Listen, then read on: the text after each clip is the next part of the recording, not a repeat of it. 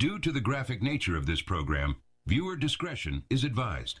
All right, so if you haven't heard of the podcast called Two Bears, One Cave, you're doing much better than I thought.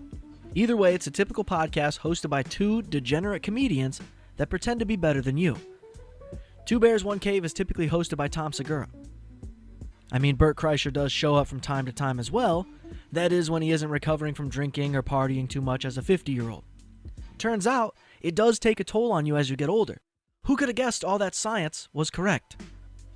Now, it's July of 2025, and I have to imagine Bert has only been a co-host of this podcast maybe 4 times. Every other time, Tom is hosting the show with another random comedian that is still somehow much funnier than Bert, because Bert seems to use podcasts as therapy sessions.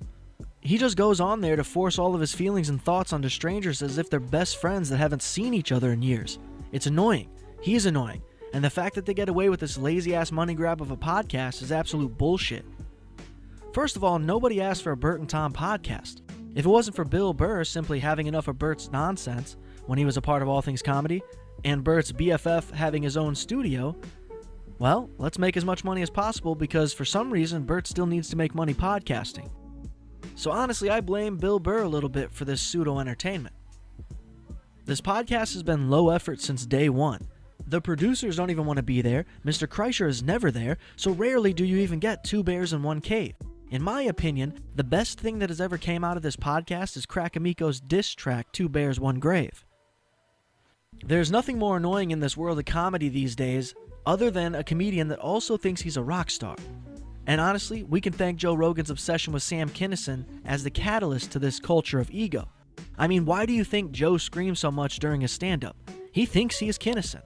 But think about it. Has any other comedian been successful doing that yelling shit? No.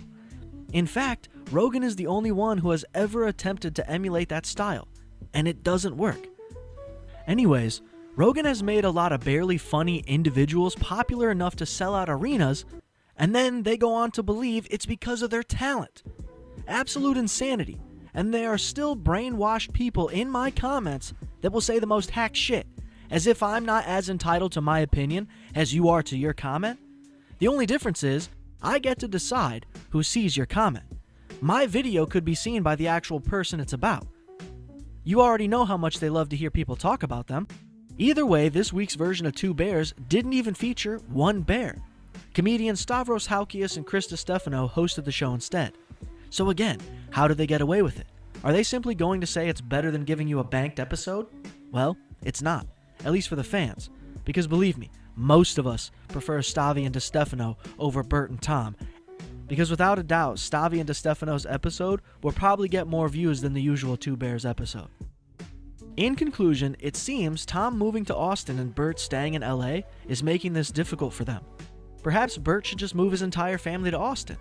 Because it's clear he's never going to make it in actual Hollywood. His movie was awful, and nobody respects him in that industry. Again, two comedians that claim to work so hard, but have replacement comedians for their podcast? Damn, I didn't know you were that busy. I haven't watched the episode, but I'd bet anything Bert and Tom still do the ad reads for the episode. Gotta get that money, huh? Like you don't have enough already. Bert and Tom suck, they're lazy as fuck, but you dummies that watch this shit will keep giving them your money and time. Because much like all of your real-life friends, they are just another version of that smiley face you drew on that pillow that you gave a name to. And that's just as weird as being a 50-year-old influencer. I can't imagine how many times these idiots have sat around having a conversation about the Two Bears, One Cave brand, because you have to assume that's the only reason they don't just let this shit go. But, until the next one.